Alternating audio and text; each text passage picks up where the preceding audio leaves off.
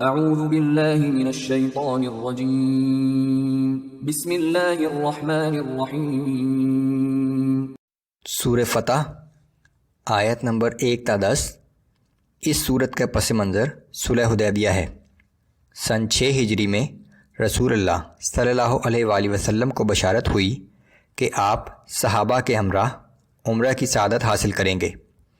رسول اللہ صلی اللہ علیہ وآلہ وسلم تقریباً 1500 صحابہ کے ساتھ مکہ روانہ ہوئے، لیکن قریش مکہ کے ساتھ ہونے والے ایک معاہدے کی روح سے جو صلح حدیبیہ کے نام سے مشہور ہوا، مسلمان اس سال واپس چلے گئے اور اگلے سال عمرہ ادا کیا۔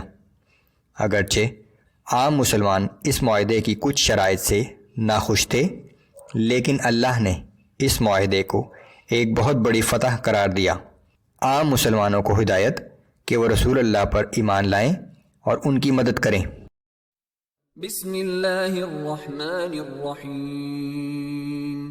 انا فتحنا لک فتحا مبینا۔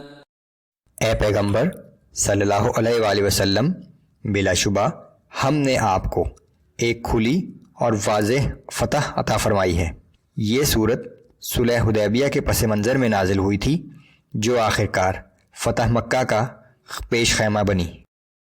لیغفر لك اللہ ما تقدم من ذنبك وما تأخر ويتم نعمته عليك ويهديك صراطا مستقیما۔ تاکہ اللہ اس کی وجہ سے آپ کی اگلی اور پچھلی تمام خطاؤں کو معاف کر دے، آپ پر اپنی نعمتوں کی تکمیل کر دے اور آپ کو سیدھی راہ پر ثابت قدم رکھے۔ وَيَنصُرَكَ اللَّهُ نَصْرًا عَزِيزًا۔ اور تاکہ اللہ آپ کو زبردست نصرت عطا فرمائے۔ هُوَ الَّذِي أَنزَلَ السَّكِينَةَ فِي قُلُوبِ الْمُؤْمِنِينَ لِيَزْدَادُوا إِيمَانًا مَعَ إِيمَانِهِمْ۔ وہ اللہ ہی تھا جس نے اہل ایمان کے دلوں پر سکینت نازل فرما کر ان میں ثابت قدمی اور اطمینان پیدا کر دیا، تاکہ ان کے ایمان میں مزید اضافہ ہو جائے۔ وَلِلَّهِ جُنُودُ السَّمَاوَاتِ وَالْأَرْضِ وَكَانَ اللَّهُ عَلِيمًا حَكِيمًا۔ آسمانوں اور زمین کے تمام لشکر اللہ ہی کے قبضۂ قدرت میں ہیں، اور وہ سب سے زیادہ علم والا اور بہت حکمت والا ہے۔ لِيُدْخِلَ الْمُؤْمِنِينَ وَالْمُؤْمِنَاتِ جَنَّاتٍ تَجْرِي مِن تَحْتِهَا الْأَنْهَارُ خَالِدِينَ فِيهَا وَيُكَفِّرَ عَنْهُمْ سَيِّئَاتِهِمْ۔ اور یہ سب کچھ اس لیے ہوا تاکہ مومن مردوں اور مومن عورتوں کو ہمیشہ رہنے کے لیے ایسے باغات میں داخل فرمائے جن کے نیچے نہریں بہہ رہی ہوں گی، اور ان کے گناہ ان سے زائل کر دے۔ وَكَانَ ذَلِكَ عِندَ اللَّهِ فَوْزًا عَظِيمًا۔ یہ گناہوں کی معافی اور جنت کا حصول اللہ کے نزدیک بہت بڑی کامیابی ہے۔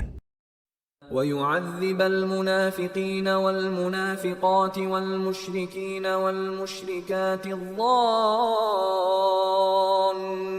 بِاللَّهِ ظَنَّ السَّوْءِ۔